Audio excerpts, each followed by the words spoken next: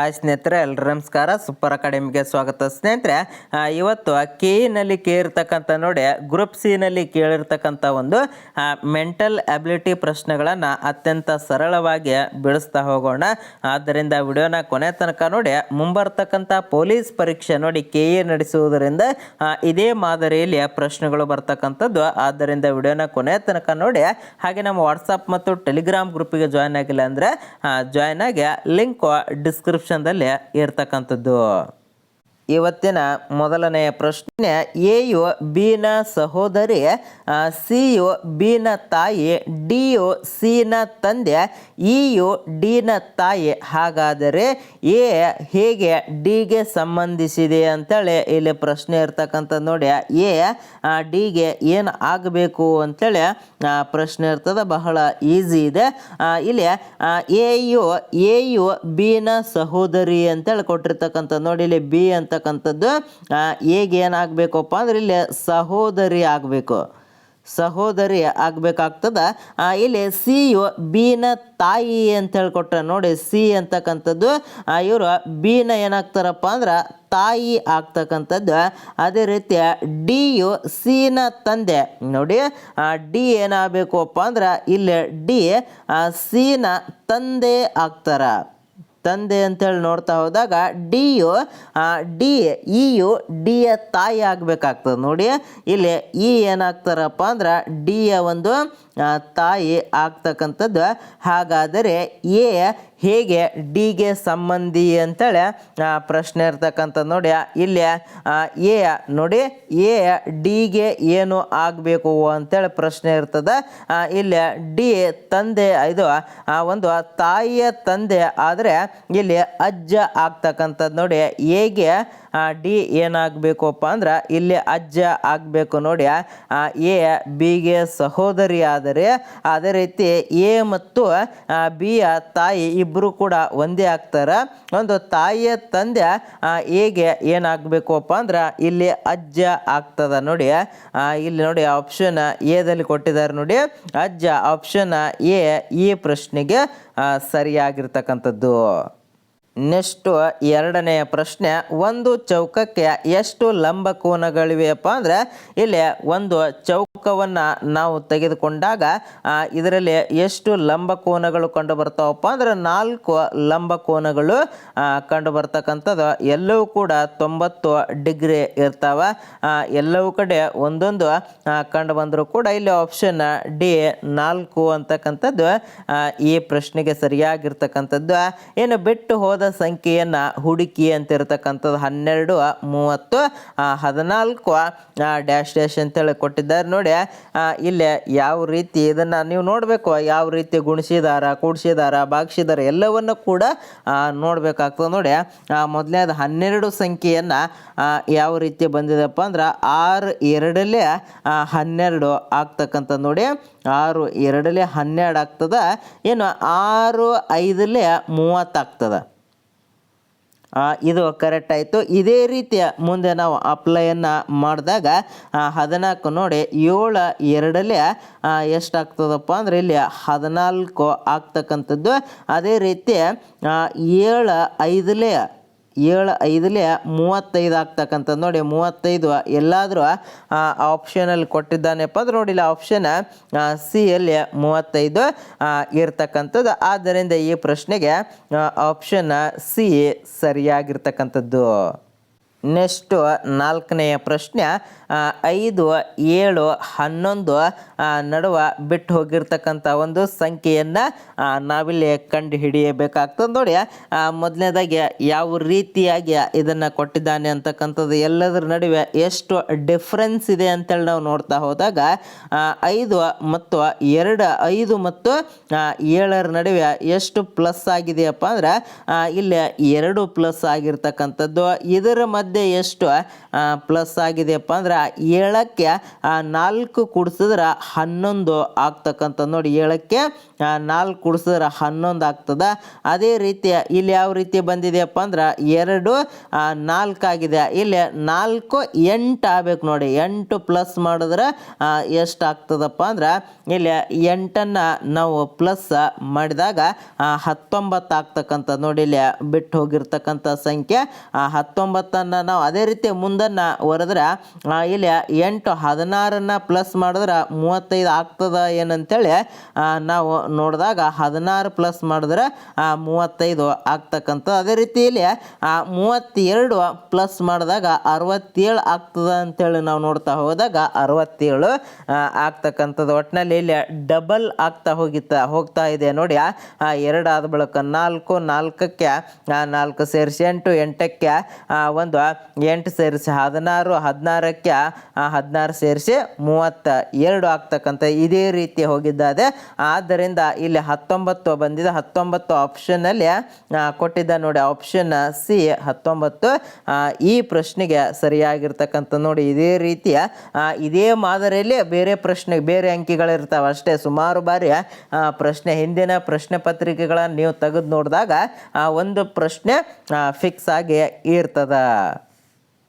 Next 5ನೆಯ ಪ್ರಶ್ನೆ, ಸರಣಿಯಲ್ಲಿ ಮುಂದಿನ ಸಂಖ್ಯೆಯನ್ನು ಹುಡುಕಿ ಅಂತೇಳಿ ಪ್ರಶ್ನೆ ಇರ್ತಕ್ಕಂಥದ್ದು. ಆಪ್ಷನ್ಗಳನ್ನು ಕೂಡ ಕೊಟ್ಟಿದ್ದಾರೆ. ಒಂದ್ಸಾರಿ ನೀವು ಕೂಡ ನೋಡ್ಕೋಬಹುದು ನೋಡಿ. ಆಗಲೇ ಯಾವ ರೀತಿ 4ನೇ ಪ್ರಶ್ನೆಯನ್ನು ಬಿಡಿಸಿದ್ದೀವಿ, ಇದು ಕೂಡ ಅದೇ ರೀತಿಯ ನಾವು ಬಿಡಿಸ್ತಾ ಹೋದಾಗ 6 ಮತ್ತು 11ರ ಮಧ್ಯೆ ನೋಡಿ ಎಷ್ಟನ್ನು ಕೂಡಿಸಿದ್ರೆ 6ಕ್ಕೆ ಎಷ್ಟು ಕೂಡಿಸಿದ್ರೆ 11 ಆಗ್ತದಪ್ಪ ಅಂದ್ರೆ ಇಲ್ಲಿ 5ನ್ನು ಪ್ಲಸ್ ಮಾಡಿದ್ರೆ 11 ಆಗ್ತಕ್ಕಂಥದ್ದು. 11ಕ್ಕೆ ಎಷ್ಟು ಪ್ಲಸ್ ಮಾಡಿದ್ರೆ 20 ಆಗ್ತದಪ್ಪ ಅಂದ್ರೆ ಇಲ್ಲಿ 10ನ್ನು ಪ್ಲಸ್ ಮಾಡಿದ್ರೆ ಆಗ್ತಕ್ಕಂಥದ್ದು. ಏನು 21ಕ್ಕೆ ಎಷ್ಟು ಪ್ಲಸ್ ಮಾಡಿದ್ರೆ 36 ಆಗ್ತದಪ್ಪ ಅಂದ್ರೆ ಇಲ್ಲಿ 15ನ್ನು ಪ್ಲಸ್ ಮಾಡಬೇಕಾಗ್ತದ. ಅದೇ ರೀತಿ ಇಲ್ಲಿ 20ನ್ನು ಪ್ಲಸ್ ಮಾಡಿದ್ರೆ 60 ಆಗ್ತಕ್ಕಂಥದ್ದು. ಅದೇ ರೀತಿ ಮುಂದೆ ನೀವು ಏನು ಮಾಡಬೇಕಪ್ಪ ಅಂದರೆ 25ನ್ನು ಪ್ಲಸ್ ಮಾಡಬೇಕು. ಯಾಕೆ 25ನ್ನು ಪ್ಲಸ್ ಮಾಡಬೇಕಪ್ಪ ಅಂದರೆ ಇಲ್ಲಿ 5 ಆದ ತಕ್ಷಣ 10 ಬಂದಿದೆ, 10 ಆದ ತಕ್ಷಣ 15, 15 ಆದ ತಕ್ಷಣ 20 ಬಂದಿದೆ, 20 ಆದ ತಕ್ಷಣ 25 ಬರಬೇಕಾಗ್ತದೆ ನೋಡಿ. ಇಲ್ಲಿ 25ಕ್ಕೆ ನೀವು 25 ಪ್ಲಸ್ಸನ್ನು ಮಾಡಿದ್ರೆ ಮುಂದೆ ಎಷ್ಟು ಆಗ್ತದಪ್ಪ ಅಂದರೆ ಇಲ್ಲಿ 81 ಆಗ್ತಕ್ಕಂಥದ್ದು ನೋಡಿ. 81 ಆಪ್ಷನ್ನಲ್ಲಿ ಎಲ್ಲಾದರೂ ಇದೆಯಾ ಅಂತೇಳಿ ನಾವು ನೋಡ್ತಾ ಹೋದಾಗ ಆಪ್ಷನ್ ಸಿ ಇರ್ತಕ್ಕಂಥದ್ದು ನೋಡಿ. ಈ ಪ್ರಶ್ನೆಗೆ 5ನೇ ಪ್ರಶ್ನೆಗೆ ಆಪ್ಷನ್ ಸಿ ಸರಿಯಾಗಿರ್ತಕ್ಕಂಥದ್ದು. ನೆಕ್ಸ್ಟು 6ನೆಯ ಪ್ರಶ್ನೆ, ಇಲ್ಲಿ ಕೂಡ ಬಿಟ್ಟು ಹೋದ ಸಂಖ್ಯೆಯನ್ನು ಕಂಡುಹಿಡಿಬೇಕಾಗ್ತದೆ. 81, 9, 114 ಸಂಖ್ಯೆಯನ್ನು ಕಂಡುಹಿಡೀರಿ ಅಂತೇಳಿ ಕೊಟ್ಟಿದ್ದಾರೆ ನೋಡಿ. ಇಲ್ಲಿ ಏನು ಮಾಡಿದ್ದಾರೆ ಅಂಥೇಳಿ ನಾವು ನೋಡ್ತಾ ಹೋದಾಗ ಇಲ್ಲಿ ಕೂಡಿಸಿಲ್ಲ, ಕಳೆದಿಲ್ಲ, ಭಾಗಿಸಿಲ್ಲ. ಇಲ್ಲಿ ಯಾವ ರೀತಿ ಮಾಡಿದ್ದಾರಪ್ಪ ಅಂದ್ರೆ ನೋಡಿ 9 9ಲೆ 81 ಆಗ್ತದೆ ನೋಡಿ. 9 × 9 ಇಲ್ಲಿ 81 ಆಗ್ತಕ್ಕಂಥದ್ದು. ಇದೇ ರೀತಿ ಎಷ್ಟೊಂಬತ್ತಲೆ 144 ಇದೆ ಅಂತೇಳಿ ನಾವು ನೋಡಿದ್ರೆ ಇದಕ್ಕೆ ಸರಿಯಾಗಿರ್ತಕ್ಕಂಥ ಒಂದು ಉತ್ತರ ನಮಗೆ ಸಿಗ್ತಕ್ಕಂಥದ್ದು ನೋಡಿಲ್ಲ. 12 9ಲೆ ಎಷ್ಟಾಗ್ತದೆ ನೋಡಿ. 12 9ಲೆ 144 ಆಗ್ತಕ್ಕಂಥ ನೋಡಿ. 12 9ಲೆ ಆಗ್ತಕ್ಕಂಥದ್ದು. ಇಲ್ಲಿ ಆಪ್ಷನಲ್ಲಿ 12 ಎಲ್ಲಾದರೂ ಕೊಟ್ಟಿದ್ದಾನೆಪ್ಪ ಅಂದ್ರೆ ನೋಡಿ ಆಪ್ಷನ್ ಸಿ ಸರಿಯಾಗಿರ್ತಕ್ಕಂಥದ್ದು ಈ 6ನೆಯ ಪ್ರಶ್ನೆಗೆ. ನೆಕ್ಸ್ಟ್ 7ನೆಯ ಪ್ರಶ್ನೆ ನೋಡಿ. ಒಬ್ಬ ಹುಡುಗ ಪಶ್ಚಿಮಕ್ಕೆ 10 ಕಿಲೋಮೀಟರ್ ನಡೆದು ಬಲಕ್ಕೆ ತಿರುಗಿ 5 ಕಿಲೋಮೀಟರ್ ನಡೆದು ಮತ್ತೆ ಬಲಕ್ಕೆ ತಿರುಗಿ 10 ಕಿಲೋಮೀಟರ್ ನಡೆದರೆ ನಂತರ ಆರಂಭದ ಬಿಂದುವಿನಿಂದ ಎಷ್ಟು ದೂರದಲ್ಲಿದ್ದಾನೆ ಅಂತೇಳಿ ಪ್ರಶ್ನೆ ಇರ್ತಕ್ಕಂಥ. ಇದನ್ನು ನೀವು ಕರೆಕ್ಟಾಗಿ ಬಿಡಿಸಿದ್ರೆ ಬಹಳ ಸಿಂಪಲ್ಲಾಗಿ ಇರ್ತದೆ. ಮೊದಲ ನೀವು ಈ ಕಡೆ ಯಾವ ಕಡೆ ಪೂರ್ವ ಪಶ್ಚಿಮ, ಮೇಲೆ ಉತ್ತರ, ಕೆಳಗಡೆ ದಕ್ಷಿಣ. ಇದು ನಿಮಗೆ ಗೊತ್ತಾಗಬೇಕು. ಮತ್ತು ನಾನು ಹಿಂದಿನ ವಿಡಿಯೋದಲ್ಲಿ ಯಾವ ಕಡೆ ತಿರುಗಿದ್ರೆ ಯಾವ ದಿಕ್ಕು ಬರ್ತದೆ ಅನ್ನೋದ್ರ ಬಗ್ಗೆ ಸಂಪೂರ್ಣವಾಗಿರ್ತಕ್ಕಂಥ ಮಾಹಿತಿಯನ್ನು ಕೊಟ್ಟಿದ್ದೇನೆ.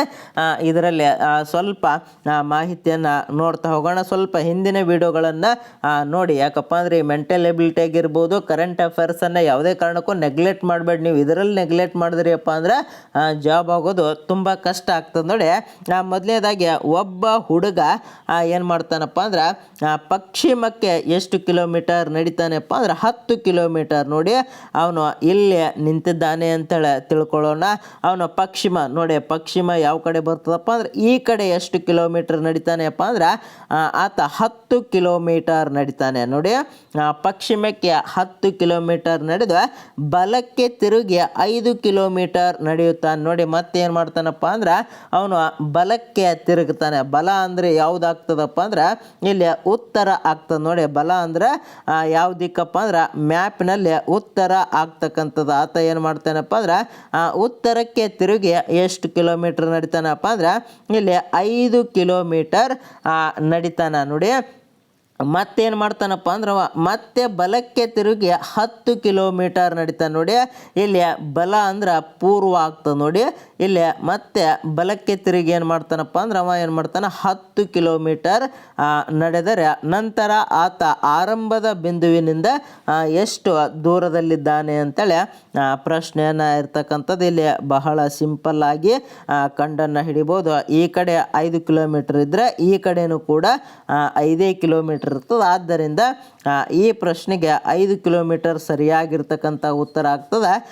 5 ಕಿಲೋಮೀಟರ್. ನೋಡಿ, ಆಪ್ಷನ್ ಎ ಯಲ್ಲಿ 5 ಕಿಲೋಮೀಟರ್ ಕೊಟ್ಟಿದ್ದಾನೆ. ಆದ್ದರಿಂದ ಈ ಪ್ರಶ್ನೆಗೆ ಆಪ್ಷನ್ ಎ ಸರಿಯಾಗಿರ್ತಕ್ಕಂಥದ್ದು. ನೆಕ್ಸ್ಟು 8ನೇ ಪ್ರಶ್ನೆ, CMWDNX ಆದರೆ AKU ಏನಾಗುತ್ತದೆ ಅಂತೇಳಿ ಇಲ್ಲಿ ಪ್ರಶ್ನೆಯನ್ನು ಇರ್ತಕ್ಕಂಥದ್ದು. ನೋಡಿ, ಇದನ್ನು ಯಾವ ರೀತಿ ಬಿಡಿಸ್ಬೇಕು ಅಪ್ಪ ಅಂದ್ರೆ ನೋಡಿ, ಮೊದಲನೇದಾಗಿ ಅವರು CMWDNX ಯಾವ ರೀತಿಯ ಬಂದಿದೆ ಅಂತೇಳಿ ನಾವು ನೋಡಿದ್ರೆ ಮುಂದೆ ನಮ್ಗೆ ತಾನಾಗೆ ಗೊತ್ತಾಗ್ತಕ್ಕಂಥದ್ದು. ನೋಡಿ, ಇಲ್ಲಿ ಸಿ ಆದ ತಕ್ಷಣ ಡಿ ಇದೆ, ಎಮ್ ಆದ ತಕ್ಷಣ ಎನ್ ಇದೆ, ಡಬ್ಲ್ಯೂ ಆದ ತಕ್ಷಣ ಒಂದು ಎಕ್ಸ್ ಇರ್ತಕ್ಕಂಥದ್ದು. ಅದೇ ರೀತಿ ಇಲ್ಲಿ ನೋಡಿ, ಎ ಆದ ತಕ್ಷಣ ಬಿ ಬರಬೇಕಾಗ್ತದೆ. ಇಲ್ಲಿ ಕೆ ಆದ ತಕ್ಷಣ ನೋಡಿ, ಕೆ ಆದ ತಕ್ಷಣ ಎಲ್ ಬರಬೇಕಾಗ್ತದೆ. ಇಲ್ಲಿ ಅದೇ ರೀತಿ ಯು ಆದ ತಕ್ಷಣ ಏನು ಬರಬೇಕಾಗ್ತದಪ್ಪ ಅಂದ್ರೆ ಫಿ ಬರಬೇಕಾಗ್ತದೆ. ನೋಡಿ, ಬಿ ಎಲ್ ಫಿ ಅಂತಕ್ಕಂಥದ್ದು ಎಲ್ಲಿದೆ ಅಂತೇಳಿ ನಾವು ನೋಡ್ತಾ ಹೋದಾಗ ಆಪ್ಷನ್ ಎದಲ್ಲಿ ಇರ್ತಕ್ಕಂಥದ್ದು. ಆದ್ದರಿಂದ ಈ ಪ್ರಶ್ನೆಗೆ ಆಪ್ಷನ್ ಎ ಸರಿಯಾಗಿರ್ತಕ್ಕಂಥದ್ದು. ನೋಡಿ, ಇದೇ ಮಾದರಿಯಲ್ಲಿ ಒಂದು ಪ್ರಶ್ನೆಗಳನ್ನು ಕೇಳ್ತಾ ಇರ್ತಾನೆ. ನೆಕ್ಸ್ಟು 9ನೇ ಪ್ರಶ್ನೆ, ಇಲ್ಲಿ 49 ವಿದ್ಯಾರ್ಥಿಗಳು ಇರುವ ತರಗತಿಯೊಂದರಲ್ಲಿ ನಿತಿನ್ 18ನೇ ಶ್ರೇಯಾಂಕದಲ್ಲಿದ್ದಾನೆ. 18ನೇ ಶ್ರೇಯಾಂಕದಲ್ಲಿ ಕೂತಿದ್ದಾನೆ. ಅದೇ ರೀತಿಯ ಕೊನೆಯಲ್ಲಿ ಲೆಕ್ಕ ಹಾಕಿದರೆ ನೋಡಿ, ಆತ ಕೊನೆಯಿಂದ, ಅದು ಕೋರೆಯಿಂದ ಆಗಿದೆ, ಕೊನೆಯಿಂದ ಲೆಕ್ಕ ಹಾಕಿದಾಗ ಅವನ ಶ್ರೇಯಾಂಕ ಎಷ್ಟು ಅಂತೇಳಿ ಪ್ರಶ್ನೆ ಇರ್ತಕ್ಕಂಥದ್ದು. ನೋಡಿ, 49 ವಿದ್ಯಾರ್ಥಿಗಳು ಇರ್ತಕ್ಕಂಥ ಒಂದು ತರಗತಿಯಲ್ಲಿ ನಿತಿನ್ ಏನು ಮಾಡಿದಾನಪ್ಪ 18ನೇ ಶ್ರೇಯಾಂಕದಲ್ಲಿ ಇರ್ತಾನೆ. ಇನ್ನು ಕೊನೆಯಿಂದ ಲೆಕ್ಕ ಹಾಕಿದಾಗ ಅವನ ಒಂದು ಶ್ರೇಯಾಂಕ ಎಷ್ಟು ಅಂತೇಳಿ ಇಲ್ಲಿ ಪ್ರಶ್ನೆಯನ್ನು ಇರ್ತಕ್ಕಂಥದ್ದು. ನೋಡಿ, ಬಹಳ ಸಿಂಪಲ್ಲಾಗಿ ಇರ್ತಕ್ಕಂಥದ್ದು. ಇಲ್ಲಿ ಮೊದಲನೇದಾಗಿ ನೀವೇನು ಮಾಡಬೇಕಪ್ಪ ಅಂದ್ರೆ 49 ಎಷ್ಟು ಜನ ಇದ್ದಾರೆಪ್ಪ ಅಂದ್ರೆ ಅಲ್ಲಿ 49 ಜನ ಇದ್ದಾರೆ. ಮತ್ತು ಆತ ಎಷ್ಟನೆಯ ಒಂದು ಸ್ಥಾನದಲ್ಲಿ ಇದ್ದಾನೆಪ್ಪ ಅಂದ್ರೆ 18ನೆಯ ಸ್ಥಾನದಲ್ಲಿ ನಿತಿನ್ ಇರ್ತಾನೆ. ಇದು 49ರಲ್ಲಿ 18ಅನ್ನು ನಾವು ಏನು ಮಾಡಬೇಕಪ್ಪ ಅಂದ್ರೆ ಮೊದಲನೇದಾಗಿ ಕಳಿಬೇಕಾಗ್ತದೆ. ಇಲ್ಲಿ ಎಷ್ಟು ಉಳಿತದಪ್ಪ ಅಂದರೆ ಇಲ್ಲಿ 31 ಉಳಿತಕ್ಕಂಥದ್ದು. ನೋಡಿ, 31 ಉಳಿತದ. ಈ 31ಕ್ಕೆ ನಾವೇನು ಮಾಡಬೇಕಪ್ಪ ಅಂದ್ರೆ ಒಂದನ್ನು ಪ್ಲಸ್ ಮಾಡಿಬಿಟ್ಟಿವಪ್ಪ ಅಂದ್ರೆ ಅವನ ಸ್ಥಾನ ಗೊತ್ತಾಗ್ತದೆ. ನೋಡಿ, ಒಂದೇ ಯಾಕೆ ಪ್ಲಸ್ ಮಾಡಬೇಕಪ್ಪ ಅಂದ್ರೆ ಅದು ಅದೇ ರೀತಿಯ ಇರ್ತಕ್ಕಂಥದ್ದು. ಈ ಒಂದನ್ನು ಪ್ಲಸ್ ಮಾಡಿದ್ರಿಯಪ್ಪ ಅಂದ್ರೆ ನಿಮಗೆ ಗೊತ್ತಾಗ್ತದೆ. ನೋಡಿ, ಇಲ್ಲಿ 31 ಪ್ಲಸ್ 1 ಮಾಡಿದ್ರಿಯಪ್ಪ ಅಂದ್ರೆ ಇಲ್ಲಿ 32 ಆಗ್ತಕ್ಕಂಥದ್ದು. ಇದಕ್ಕೆ ಸರಿಯಾಗಿರ್ತಕ್ಕಂಥ ಆಗಿರ್ತಕ್ಕಂಥ ಉತ್ತರ ಕೂಡ 32 ಆಗ್ತದೆ. ಇಲ್ಲಿ ನಿತ್ಯನ ಕೊನೆಯದಿಂದ ಲೆಕ್ಕ ಹಾಕಿದಾಗ 32ನೇ ಸ್ಥಾನದಲ್ಲಿರ್ತಾನೆ ನೋಡಿ. ಆಪ್ಷನ್ ಎ ಸರಿಯಾಗಿರ್ತಕ್ಕಂಥದ್ದು. ಈ 9ನೆಯ ಪ್ರಶ್ನೆಗೆ ನೋಡಿ, ಕೊನೆಯ ಪ್ರಶ್ನೆಗೆ ಸರಿಯಾಗಿರ್ತಕ್ಕಂಥ ಉತ್ತರವನ್ನು ಎಲ್ಲರೂ ಕೂಡ ಕಮೆಂಟ್ ಮಾಡಿ. ಇದನ್ನು ಕೂಡ ಒಂದು ಸಾರಿ PCಯಲ್ಲಿ ಕೂಡ ಆಗಿತ್ತು, ಒಂದು ಗ್ರೂಪ್ ಸಿಯಲ್ಲಿ ಕೂಡ ಈ ಪ್ರಶ್ನೆ ಆಗಿರ್ತದೆ. 2 ಸಾರಿ ರಿಪೀಟ್ ಆಗಿರ್ತಕ್ಕಂಥ ಒಂದು ಪ್ರಶ್ನೆ ಆಗಿರ್ತದೆ. ಬಹಳ ಸಿಂಪಲ್ ಆದ ಕಮೆಂಟನ್ನು ಮಾಡಿ ನೋಡಿ. 1 ಗಂಟೆಗಳಿಗೆ ಒಂದು ಎಷ್ಟು ಸಮನಾಗಿದೆ ಅಂತೇಳಿ ಇರ್ತಕ್ಕಂಥದ್ದು ಪ್ರಶ್ನೆಗೆ ಸರಿಯಾಗಿರ್ತಕ್ಕಂಥ ವಿವರಣೆಯನ್ನು ನೀವೇ ಮಾಡಿರಿ. ಬರೀ ಇಲ್ಲಿ ABCD ಅಂತ ಕಮೆಂಟ್ ಮಾಡೋದಕ್ಕಿಂತ ಸ್ವಲ್ಪ ಕಮೆಂಟ್ನಲ್ಲಿ ವಿವರಣೆಯನ್ನು ಕೊಟ್ಟರೆ ಬೇರೆಯವರು ಕೂಡ ಹೆಲ್ಪ್ ಆಗ್ತದೆ. ಹಾಗೆ ಹಿಂದಿನ ವಿಡಿಯೋಗಳನ್ನು ಒಂದು ಸಾರಿ ಚೆಕ್ ಮಾಡಿ ಅಂತ ಹೇಳ್ತಾ ಈ ವಿಡಿಯೋನ ಇಲ್ಲಿಗೆ ಮುಗಿಸ್ತಾ ಇದ್ದೇನೆ.